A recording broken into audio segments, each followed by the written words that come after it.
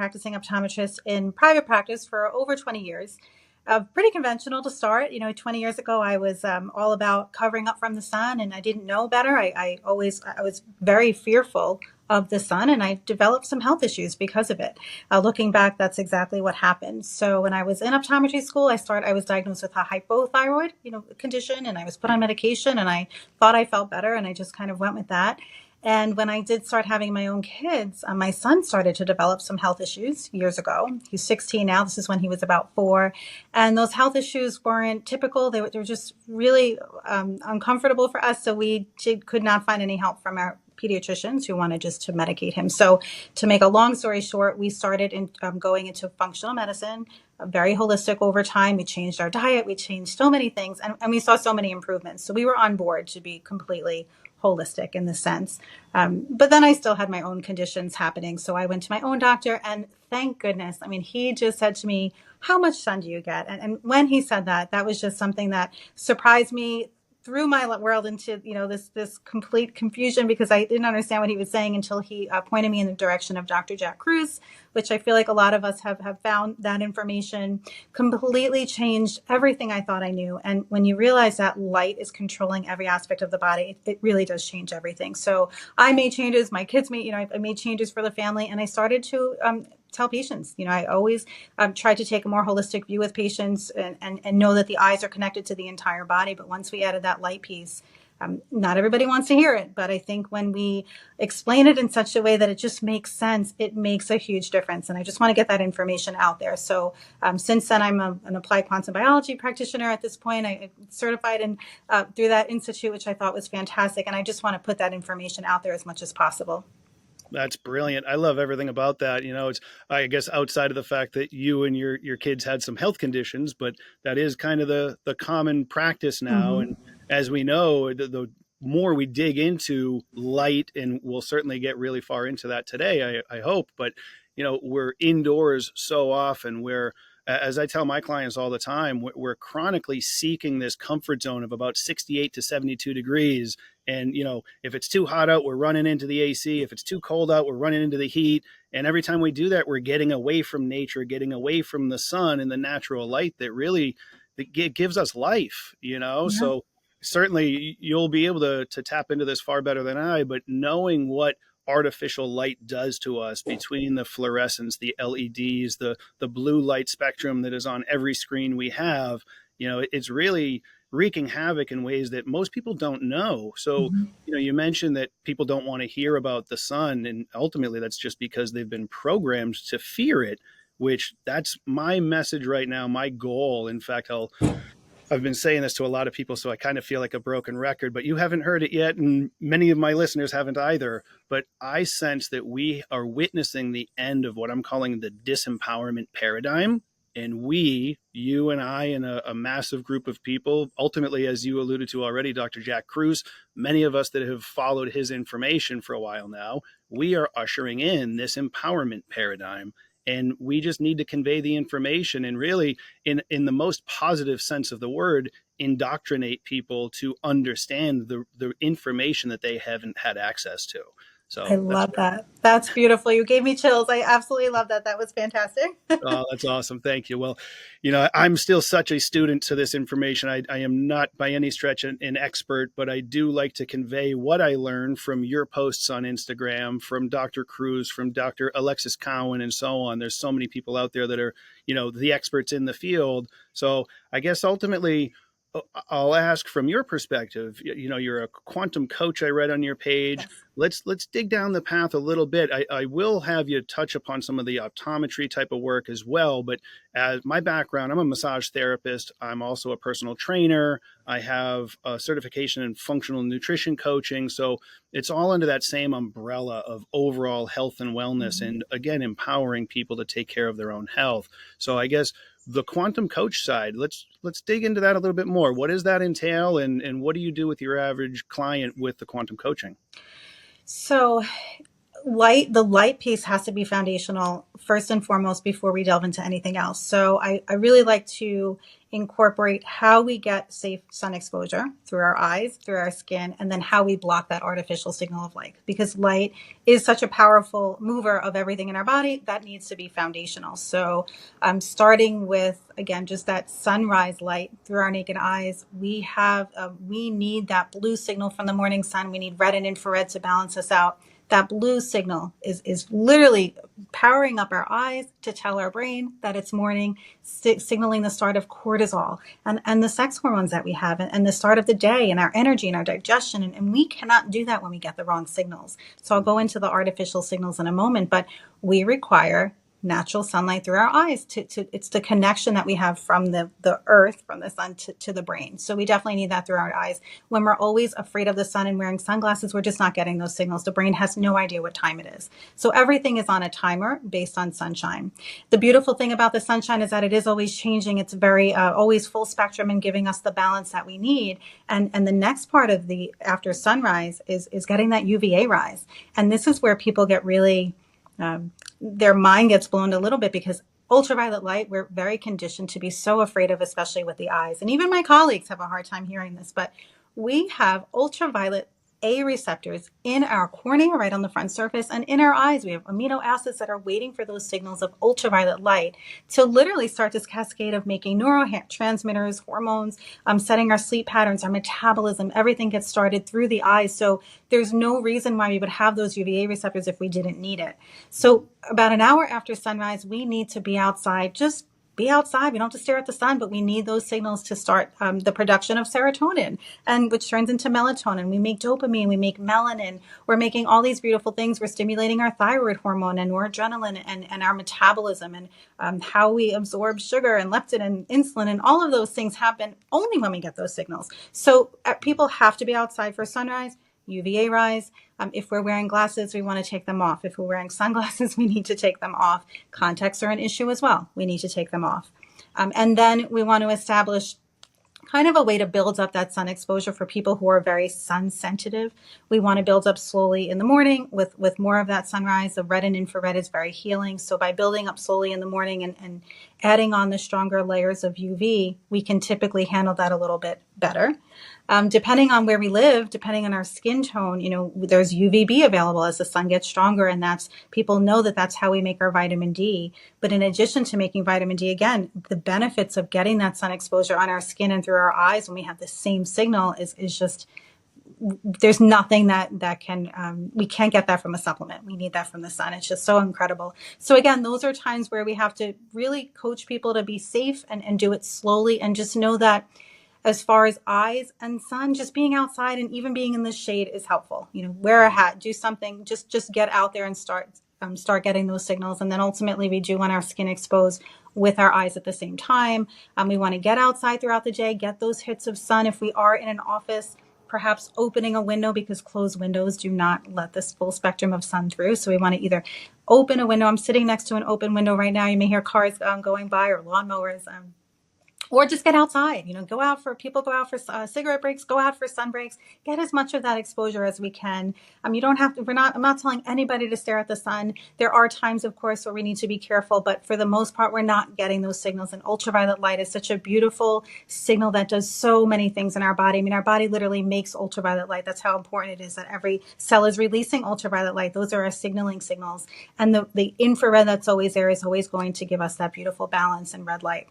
Blue light as well. So sunset is the other time where we can be outside, and then we always want to block that artificial signal at night. Mm-hmm. So the problem with our world, and this is probably one of the most important things I tell people, is that anytime we're exposed to any signal of light that's not sunshine, that's fluorescence, that's LEDs, that's even a TV. People don't realize, they're like, I'm not on my phone, but the TV is the same thing, just an overhead light.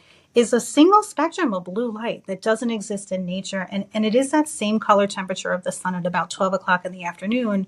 So that in the morning, if we wake up, we're turning on our lights, our brain thinks it's 12 o'clock in the afternoon. And what is that? That actually makes our body act like it's 12 o'clock in the afternoon. So just by rooting that signal in the morning, you basically disrupt the entire day because you're not making the signals that will require melatonin to be made so that we could sleep later in the day.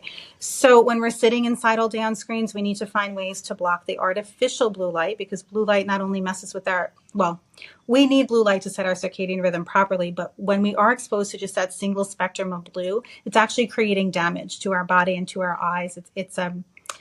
It's harmful to the photoreceptors because it actually damages them by releasing vitamin A, and the vitamin A that gets released in some of these photoreceptors, in all of the photoreceptors, is actually very damaging. So we see a lot of eye conditions happening, but because the eyes are the window to the rest of the body, health starts in the eyes, and when things go wrong in the eyes, you can actually have these downstream effects in the entire body. So we need to keep our eyes and our body healthy with those natural signals. And at night, more importantly, there's no blue that exists. It's dark outside. Our brain needs darkness. So at night, when those lights are on, our brain just gets that 12 o'clock timestamp, and everything goes wrong because cortisol is released all over again, and there's nothing stopping it. There's nothing balancing it. And that's where all of these health issues can occur, just by having the wrong signals. And melatonin doesn't get released. Melatonin is what heals us while we're sleeping. So it's so important to get those light signals, because every process in the body is controlled by light. So that's the first and foremost thing that we need to do with all clients. And then we work on hydration and all of the other things that are important as well. But I feel like light is the piece that needs to be working before we can add in anything else. For sure. That's brilliant. There's so much information to unpack there. I think about it in terms, generally speaking, people that are starting to get into their health, their wellness and fitness, they think diet and exercise. And not to minimize those, not to say they're not important, they're vitally important. But if we're not prioritizing the light, and as Dr. Cruz says, light, water, and magnetism, right? It's Mm-hmm. light is so vital, and we are around it so frequently, but we're around this artificial light thanks to the light bulb and Edison and electricity, right? That it, Mm-hmm. it gives us this opportunity to expand our day. And from a business perspective, many people love it because they're producing more, they're making more money, and they won't change that, but Right. they don't recognize it's, I often push back on the saying, ignorance is bliss. In many cases, ignorance is the root cause of every problem we have. If you're not aware of the information that's harming you, there's nothing you can do to change it. So everything you just conveyed is wonderful. I'm admittedly slightly overwhelmed and not sure which direction to go in, but I think the first thing that popped into my mind with the light is something I believe I heard you say, how the light is actually going to help to trigger certain things in the body to respond. So the tryptophan that we get in food, as important as that is, to then become serotonin, that process doesn't happen without the proper light spectrum, right? And then that Correct. serotonin being converted to the melatonin, and people are supplementing with melatonin instead Yeah. of maximizing the body's natural production. So maybe just kind of throwing that concept out there, we can dig a little bit deeper into that and unpack that a little bit.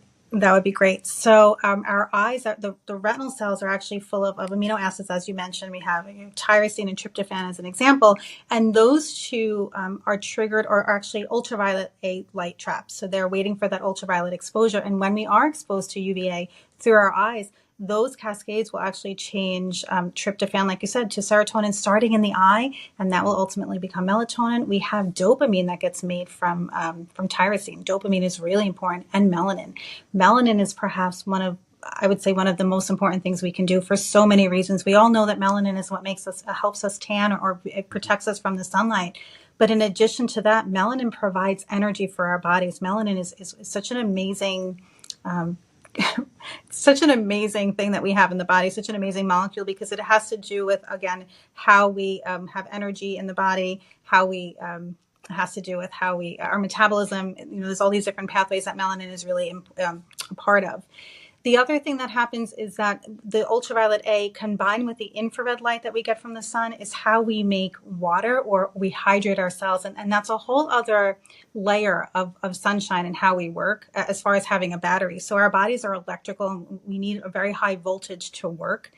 And that comes from our mitochondrial cells, our energy cells. And our mitochondrial cells, in addition to our circadian rhythm, they're controlled by our mitochondria. So our mitochondria is we know it as our powerhouse or our energy cells, but it's also what's controlling the entire body. It's our antenna, and it's power. The different proteins in the mitochondria are powered by light. So we require ultraviolet light. We require the red and the infrared. And mitochondria not only make our ATP, but it's making water for the body. And the water that it's making is actually this gel water that acts like a battery around all of our cells. And our eyes, our body doesn't work unless we have hydration, because that's the electrical. That's what's holding on to electrons, and that's what's holding on to protons and giving our body the literal voltage that we need. In the eyes, we require infrared and ultraviolet light to process light. That's how light's generated. That's how the electrical signal is getting from the sun through our eyes to the brain to the rest of the body. Our photoreceptors aren't working unless we have that water. So we need the light signals, that ultraviolet light and the infrared, to make all those cascades of our hormones, our neurotransmitters, and all the other things that we mentioned. Did that answer your question? I feel like I went off on a tangent there. That's right. It was beautiful because I love how you brought up that form of water, the easy water. For those that don't know, the exclusion zone water. That's another of these many things that I've been digging into and really excited to find out about. I think we all know intuitively that we don't have H2O flowing through our body, or else as we got cut, we would see water flow out. But I don't think many people understand exactly how it gets converted in that whole process. And the fact that easy water is really, that's one of the many roots of our health and well-being. I don't know this part. Maybe you know, and you can kind of add some extra information with this. But as a massage therapist, I often talk with my clients as I'm working on them, and you feel these areas of tension. The shoulders are up around their ears, and they're just so guarded, is the term that I use, that they're in this chronic sympathetic state, that nervous system of survival mode, and just fired up. And my goal is to try to get them to learn how to shut off the sympathetic and turn on the parasympathetic. And I can feel as that tissue starts to hydrate and relax and melt away. And I was actually just speaking with one of my clients the other day about this. I said, admittedly, I don't know, but I wonder if as we're feeling that tension start to dissipate and melt away, is there a degree to which the easy water plays a role? And is that what we're manipulating?